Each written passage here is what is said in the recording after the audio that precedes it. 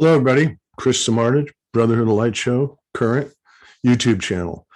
And this week, we're going to have a little departure from our psychedelic music of 68. And we're going to go into blues rock legend guitar player from Texas. So let's get the show rolling here.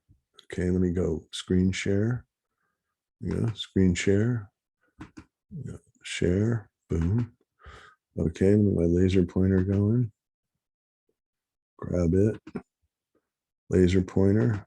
Okay, throw a laser pointer right here. Okay, so that guitar player is Johnny Winter. And Johnny Winter, the rock and roll years, it's going to be 1969 to 1976. We're going to feature that, but we're going to start with 1968, his first record that he produced. And we're going to hit that right now. And here we go. So this album, there he is, the Mississippi National Guitar, which is made out of aluminum or metal. And it's Progression Blues Experiment is the name of the record. And so there's a couple notable songs on here. One is Meantown Blues, which you're going to see back on his live repertoire throughout the show. And then that's the other one that he did. It's My Own Fault. That's also going to come back on one of his other records. And then all the guys did this Rolling and Tumbling, Cream and Bloodwood Pig and Johnny Winter, and they all did Rolling and Tumbling. We've heard that song on a lot of albums in 68. So what happens is he gets a deal with Columbia Records. He gets noticed that he's this albino blues guitar player that's just incredibly talented from Texas, and probably because he was kind of a skinny albino kid, he just got into music and rehearsed a lot. And so he was a complete veteran by the time he got his record deal. Okay, so here we go. So we're going to get the next slide. So this is the record he signed with Columbia, and it's Johnny Winter, and I call it Johnny Winter 1. Okay. So the Johnny Winter self-titled album, okay. So basically I'm a white kid. I'm about 13 and a half years old. And I get this Johnny Winter album, and I actually got that other one too. And I put it on my reel-to-reel tape. I had a reel-to-reel machine I used to record with, but anyway, so I actually had this album and turntable and all, and I played it. And this album, so I'm a white kid, and I get turned on to the blues by a albino from Texas. Now, I had heard some of the guys like Albert King and B.B. King, but this was like a lesson in the blues. This had Chicago blues. It had Delta blues, like the song Dallas. It had, Memphis blues with horns. I mean, it was just a lesson in blues. Even the rock songs on the album, like Little Schoolgirl, which we'll see on the live album, and this other one, I'm Yours and I'm Hers. They're rocking, but they're blues, but they're just, his voice is just incredible. He produced these albums, as you can see here, right here. And so he's like, it just sounds great. I mean, he sounds great, but it's straight up blues, and it's this white guy playing blues, but he's just so mature and so great. So he goes on tour, and this album ends up doing number 24 on the Billboard charts. And he's touring around, and he's playing the Fillmore circuit. And so then he, in between this album, early in 69, released, and then later in 69, he released the second album called Second Winter. And he brought his brother in, Edgar Winter. So there's Edgar and Johnny Winter. And this is him down in Nashville, sometime in between the release of the first Johnny Winter album. He's recording down in Nashville, and they record this album, Second Winter. And I believe this is his best album of all the Johnny Winter albums. So we're going to go to that album right now. Here we go. So Second Winter, which is a really unique record. Okay. So this is before CDs and before streaming and all this stuff. So it was a vinyl record, and it was, as you can see here, there's the album, and then you see this blank side. It was a 3-sided album, and one side of the vinyl was blank. So you can see, and there's the album cover, and he does this he goes more in the rock and roll vein in this album. And he covers songs and he writes his own songs, and he actually starts using like wah-wah pedals and stuff like that. And does have a psychedelic tendency, harder rock. So here is Johnny. Here's the band right here, and this guy is Tommy Shannon right here, this bass player. He went on to play with Stevie Ray Vaughan. He was Stevie Ray Vaughan's bass player for Stevie's career. There's Johnny, and this is Edgar in the recording sessions. So then he went on tour with this record in 70. So here he is playing the Les Paul Gold Top with Janis Joplin. I don't know where that's at. And then he's doing, I saw him at the Fillmore, and he was wearing this cape, which he's wearing in both these scenes. And he was just shredding. I mean, he was just, so energetic and incredible. So we're going to get into this record again here. So there he is on stage, just ripping it up. And so every song on this album is great. Okay. And it's my favorite Johnny Winter album. And I think it should be much higher rated. It only did 55 on the charts, which is unbelievable. Okay. Good Lovin' is a big wah-wah song. Slippin' and Slidin' is a Little Richard song. Miss Ann is kind of a slow blues, kind of like a Memphis horn sort of song. Johnny B. Good. Okay. He is Johnny B. Good. He owned Johnny B. Good. It was written by, Chuck Berry, but it's Johnny Winter's song. Johnny Winter is Johnny B. Good. And he does the best version ever of it, as far as I'm concerned. And a lot of bands do it, but he does it the best. I mean, it's just coined as his song. Okay, then he did Highway 61, which is a Bob Dylan song. It's in a companion piece to Jimi Hendrix doing All Along the Watchtower, how he made it his own. Well, Johnny made Highway 61 his own. He up-tempoed it.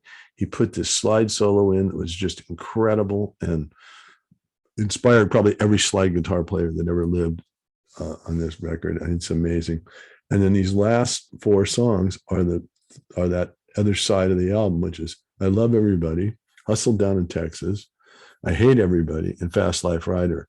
And these are just really creative psychedelic songs that are all written by Johnny, and it's just a complete side, and it's just amazing, his vocals and his playing, and he just rips on this record.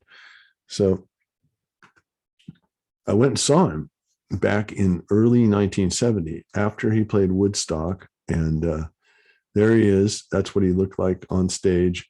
And here's the show. Johnny Winter with Mountain, Johnny Winter, Jack Bruce and Friends with Mitch Mitchell and Larry Coryell.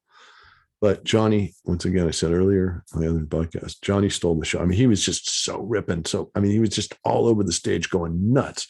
And he would like be playing the slide guitar and go away from the microphone and start screaming and start, singing along with the notes. And you could hear his voice in the back of the Fillmore away from the microphone. It was just incredible. I mean, he just completely blew me away.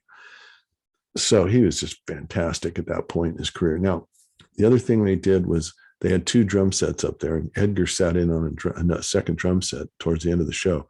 And that was, they called it the two drum song. Okay. And they toured around the world with him. He brought his brother along. And then that became the song Frankenstein, which Edgar re-recorded with Rick Derringer, and it became a big hit in 1972. And the reason they call it Frankenstein is because they took all these different parts of songs and put it together like you build a Frankenstein. Anyway, that's just a little note that I don't know if anybody knows that it's actually, there's a live recording of it on one of these second winter re-releases with live at Royal Albert Hall, and you can hear Frankenstein in the set. So then, okay, 1970, he releases Johnny Winter and, okay, he gets a new band. He gets Rick Derringer, who's right here. And these guys were the McCoys, and then Johnny Winter joins, and they call it Johnny Winter and here they are as Rick laying on stage. And they had, they were known for their just shredding rock and roll sound. Okay. So Rick Derringer writes this song called Rock and Roll Hoochie Coo, and they release it. And unfortunately, I couldn't find where it charted, but it was a hit for Johnny. And then Rick re-released it later, and it was a hit for him. And it's just one of the classic rock songs of all time. It's right up there with the top 20 classic rock songs with, Rock and Roll Hoochie Coo. We've all heard it. So there's a bunch of other, so he wrote a lot of other material on this album, Rick did, but Johnny wrote 3 other songs. And I'm going to go over them. And he wrote Guess I'll Go Away. And then Rick wrote Rock and Roll Hoochie Coo. And then he wrote Prodigal Son. And he wrote Nothing Left. Nothing Left's my favorite song on the record. And then he did a Steve Winwood song, No Time to Live, which was from a Traffic album. And he did justice to that. And the rest of the record has got these kind of poppy songs that Derringer wrote, and Winter sings them, and like look up type thing, just really repeating look up. It's just didn't work for Winter in my book, because I'm used to like Second Winter, which is just this incredible rockin' album. Okay, so the next picture. So Johnny goes out on tour with Johnny Winter and he's playing this Flying V, and they were just this raunchy, rockin' outfit. And so during 1970, they record at the Fillmore East, Johnny Winter Live. And okay, so Johnny Winter now, I saw an interview with him at, it was a Detroit television show, and like a college student show, and they're interviewing him, and he played some songs, played Rock and Roll Hoochie Coo. And they asked him about drugs, and he said, well, I do drugs, but I don't want drugs to control me. Okay, but then I read this article in Playboy magazine back in this is like 1970, and he wrote that the writer writes that Johnny comes out and he's got this little medicine chest, and he opens it up and he shows him, I got some cocaine, I got some heroin, I got some speed, I got some marijuana, I got some LSD, I got some PCP. So he was into drugs. And he said, I like that PCP for making love to my old lady. So it's kind of like he was, involved with the drug thing. And so in the book Raising Cain, which is a biography about Johnny Winter, he says his drug of choice was heroin, and he started getting into it. And all of a sudden he started doing it more and more and more. And then he realized that he needed heroin. He was addicted to it. And then I guess he kept doing it and got worse and worse. So here is a picture from Johnny Winter Live. And you can see that he's lost a lot of weight. He doesn't look as healthy as he was earlier. And he just, it was just a raunch and roll, rock and roll lifestyle. So I went and saw Johnny Winter and in April, there's the show, April 8th through 11th. I think we went on the 9th, on Friday night. And here's the poster, the Jay Giles Band. This is Bill Graham Presents poster, a psychedelic poster that they'd hand out at the shows. And Johnny's playing his Flying V. There he is. And you can see he just does not look healthy in this picture. I mean, look at him. He's really skinny. But there he is. And so here's some of this album gets released, and it does, let's see, number 40. But it eventually goes to gold. So it's his only gold record. So this album really made it big. And it's got like Good Morning Little Schoolgirl, which is off Johnny Winter 1. It's My Own Fault, which is off that first blues album. And then Jumpin' Jack Flash, which is a Rolling Stones song. And then he's got this rock and roll medley, which is Great Balls of Fire, Long Tall Sally, and Whole Lot of Shakin'. And that's all Rick Derringer singing. And Rick, I just don't like those 3 songs. The whole thing I don't like. It's like 6 minutes long, and it's just cheesy as far as I'm concerned. But then Johnny does Meantown Blues, which is off that first blues album again. And then Johnny Be Good, which is off Second Winter. And so the 5 Johnny or 6 Johnny Winter songs are incredible on this record, and they're just super raunchy rock. So what happens about 2 months after this, he continues to tour. So it's April, May, probably by June, he's got this drug problem and he turns himself into a clinic or whatever. And it ends up being, he goes into a mental institution, and because they didn't have rehabs those days. So in the book, you read about it and it sounds horrible. But anyway, he did get off of heroin and clean up. And then in 1973, he released his next record. So he really had 2 years off there. And so it's probably a year of rehab and then a year of, re-recording and getting back into it. And that album is called Still Alive and Well. And so he goes out on tour on this record, and it's a sellout tour, and the album does really well. Okay. The album does number 22 in the charts. And I guess people are waiting, sometimes we take a break, man, they'll come back in droves. But Johnny Winter was a superstar and now is really focused in on him at this point. So what they did was Steve Paul, a guy who owned the Scene Club, was his manager. And so he ends up going into New York, they live in New York, and creating this outfit for Johnny to wear on the tour, which is white pants with all the sequins, and then these weird shoulder straps with all these jewels and all this jewelry, and these things streaming down, and he doesn't have a shirt on underneath his white hair, and and then he's got this white Gibson Firebird that he's playing. I mean, but these pictures that you see are on his. There's his book.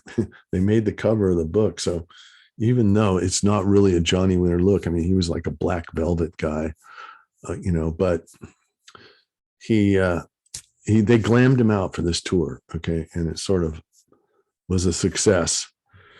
So then the next record comes out and it's called Saints and Sinners, and it does 42 on the charts. And one of the tours he had a beard, and the other tour he's dressed like this. So he's kind of now halfway hippie and halfway glam with these things hanging down and some sparkly stuff, but he's still touring, and he's looking more like Johnny Winter of old than the Johnny Winter when they glammed him out. So he creates another record, John Dawson Winter III, and here it is. So John Dawson Winter III comes out. And this is a great album. It's got some really cool songs on it. And, he's kind of at the height of his career. He's touring. We go and see him at Winterland, and he's got this guy, Floyd Rutherford, which is this guy right here, is playing. He's a lead and rhythm guitar player that's backing up Johnny. And so this album doesn't do really good. It does 78 on the charts, but he's touring and he's selling out and he's doing well. People still want to see Johnny Winter because he's a legendary Texas guitar player, slinger, guitar slinger. So they end up get booked. Bill Graham books him at A Day on the Green. Here's the poster with Edgar Winter Group with Rick Derringer, Johnny Winter, Leonard Skinner, Charlie Daniels, Earthquake, the band, and the Winter Brothers Jam. And here he is playing in front of 60, 70,000 people at Day on the Green in Oakland Coliseum. And so this was really kind of the height of his career as far as being a rock star. And you'll see in the next picture that he's kind of back in Levi's and wearing this hat, and he's just not really, as young as he was previously. But he releases a live album. So they record a live album from this show, a show in San Diego, a show in LA, and it's called Johnny Winter Captured Live. And so here's him and Floyd. You can see he looks a little bit different than he did back in the day. Here's the record. So it's got Boney Maroney, which is off of Saints and Sinners. It's got Roll With Me, which is off of Saints and Sinners also. No, it's off of John Dawson Winter. It's got Rock and Roll People, which is off of Dawson Winter, John Dawson. And then It's All Over Now, which was a Stones song, but was written previous to that. And then he's got Highway 61 Revisited, which is the 16-minute version with the 12-minute guitar solo. And then he's got Sweet Papa John, which is a classic blues, which is also off of John Dawson III. And this album is great. He just shreds on this album, and Floyd shreds on it. I mean, it's just, to me, it's great Johnny Winter playing.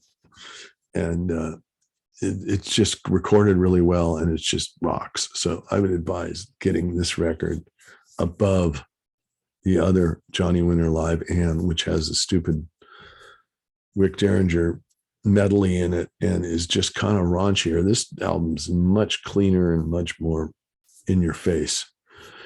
So, okay, so now this came out in 1976 and it hit 93 on the charts, sadly enough, but still selling out some big coliseums. So, he's got a great career. But he takes a turn at this point. He retires from his rock and roll thing and he goes over and hangs out with his heroes. And his hero is Muddy Waters. And he produces these 3 records for Muddy Waters right here. Probably plays on some of the tracks. Here he is playing with Muddy Waters. And Muddy Waters wins 3 Grammys and Johnny wins 3 Grammys as a producer. So he really went back to his roots in the rest of the 70s. So the late 70s, he changes his tune. He goes back to the blues. So in the 80s, he comes back and he does a number of live shows, and he kind of looks like this now. And he's producing blues records. And I saw him 3 times in the 80s, and he was fantastic every time. He sounded great. And he did a combination of blues and rock every time. And then I never saw him in the 90s, but in the early 2000s, I saw him play in San Francisco, and he did Highway 61. But now he's sitting in a chair playing. He's not quite as healthy as far as stage show. He can't stand for a long period of time, but he just shreds on the guitar.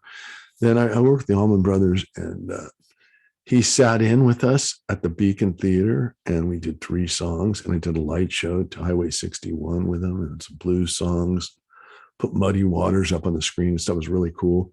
And then he did the 2009 40-year reunion tour of the Allman Brothers, and he sat in with us, and he did Highway 61 that night. And then he also came at Wani Festival, like in 2010 or 11, and played with us and sat in. So he sat in with us 3 times. I got to do shows with him and the Allman Brothers, which is really awesome, being a Johnny Winter fan, from way back. Okay.